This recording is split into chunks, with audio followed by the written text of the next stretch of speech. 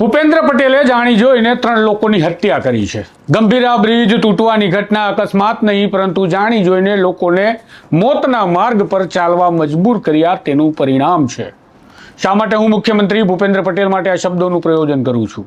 તો એટલા માટે કરું છું કારણ કે સરકારના પ્રવક્તા મંત્રી ઋષિકેશ પટેલે ગંભીરા બ્રિજની ઘટના બાદ જે વાત માધ્યમોને કહી છે તેના પરથી કોઈ પણ માણસને આવું જ લાગે, કેમ કે ઋષિકેશભાઈની વાત સરકારની બેદરકારીની ચાળી ખાઈ રહી છે. સરકારને તમારા જીવની કેટલી ચિંતા છે તેની વાત કરતા પહેલા મુખ્યમંત્રીને કહી દઈએ કે ભૂપેન્દ્રભાઈ હવે ટ્વીટ કરીને પ્રાર્થના ન કરતા, કારણ કે તમારી પ્રાર્થનાએ તો ગુજરાતને આ સ્થિતિમાં મૂક્યા છે. વડોદરા હોય, તક્ષશિલા હોય કે પછી હરણીનું બોટકાંડ હોય કે પછી મોરબીનો ઝૂલતા પુલ તૂટવાની ઘટના કે રાજકોટનું ટીઆરપી ગેમ ઝોન, તમે દરેક વખતે પ્રાર્થના કરી છે અને અમે આવી ઘટના જોતા રહીએ છીએ. અને હજુ તમને 23માંથી એક ગાળો તૂટ્યો એવી છટકબારી દેખાય છે. આવો તમને બતાવું ગુજરાતની સરકાર કેવી છે. નમસ્કાર, હું છું આપની સાથે તુષાર વસિયા. આપ જોઈ રહ્યા છો સ્વમાન.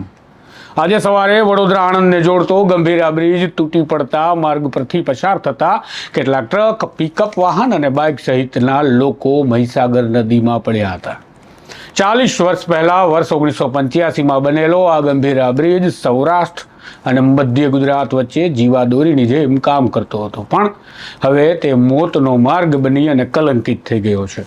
કારણ કે જે બ્રિજે 40 વર્ષ સુધી પ્રવાસીઓને પોતાના ગંતવ્ય સુધી પહોંચાડ્યા તેનો મોટો હિસ્સો આજે 9 જુલાઈ 2025ના રોજ તૂટી પડતા 2 ટ્રક, એક પિકઅપ ટ્રક સહિત 11થી 12 લોકો નદીમાં પડ્યા હતા અને 3 લોકોના આ ઘટનામાં મોત થયા, જ્યારે અન્ય લોકો સારવાર હેઠળ છે. આ ઘટના જ્યારે ઘટે છે તેની વિગતની આપણે વાત કરી લીધી, પણ આ ઘટનાના કારણની વાત હવે કરીએ. ગંભીરા બ્રિજ 40 વર્ષથી કાર્યરત હતો, તેને સમયસર રિપેર કરવામાં આવતો હતો અને નવો બ્રિજ બનાવવા માટે મુખ્યમંત્રી ભૂપેન્દ્ર પટેલે 212 કરોડના ખર્ચની મંજૂરી પણ આપી દીધી છે. આ બધું સરકારના પ્રવક્તા મંત્રી ઋષિકેશ પટેલ બોલે છે.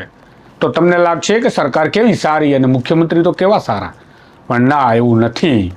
આ જવાબમાં સરકાર ખુદ સ્વીકાર કરે છે કે બ્રિજ નવો બનાવવો પડે તેવી સ્થિતિ હતી અને માટે જ નવો બ્રિજ મંજૂર કરી ખર્ચ મંજૂર કરવામાં આવ્યો હતો.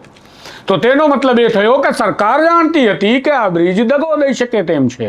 સરકાર જાણતી હતી અને મુખ્યમંત્રી બ્રિજ મંજૂર કરતા હતા, એટલે કે ભૂપેન્દ્રભાઈ જાણતા હતા કે આ ગંભીરાનો બ્રિજ દગો દેશે, લોકોના મોતનું કારણ બનશે, પણ તેમને સતત મોનિટરિંગ ન કરાવ્યું. લોકો માટે આ જીવાદોરી જેવો બ્રિજ, તેના કારણે મોતનો માર્ગ બનાવવા માટે સરકારની બેદરકારી જવાબદાર છે.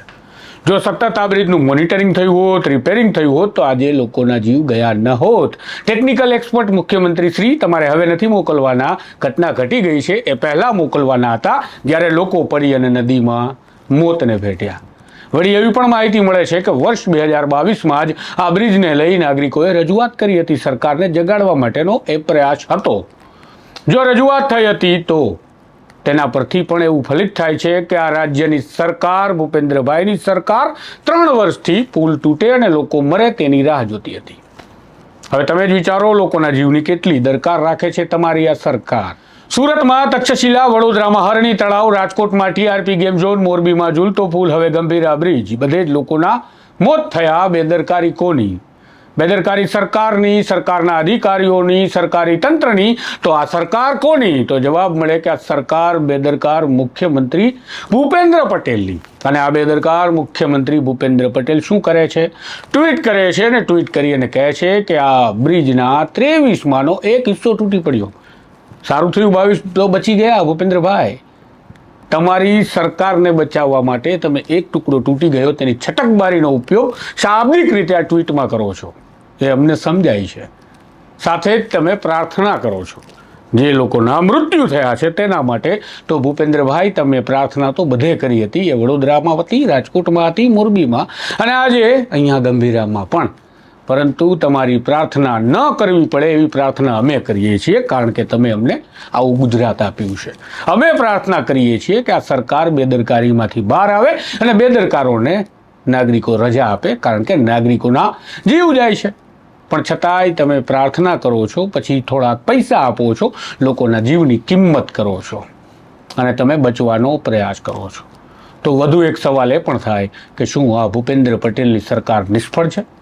નાગરિકો જવાબ આપજો કમેન્ટ બોક્સમાં, કારણ કે તમારા જવાબને કારણે અમને પણ આ પ્રકારના અહેવાલ બનાવવાની પ્રેરણા મળતી હોય છે. આ પ્રકારના વિગતવાર વિશ્લેષણ સાથેના સમાચાર, તમારા સ્વમાનની વાત જો તમને પસંદ છે તો જોડાયેલા રહેજો તમારા સ્વમાન સાથે. ચેનલને સબસ્ક્રાઇબ કરી લો. નમસ્કાર.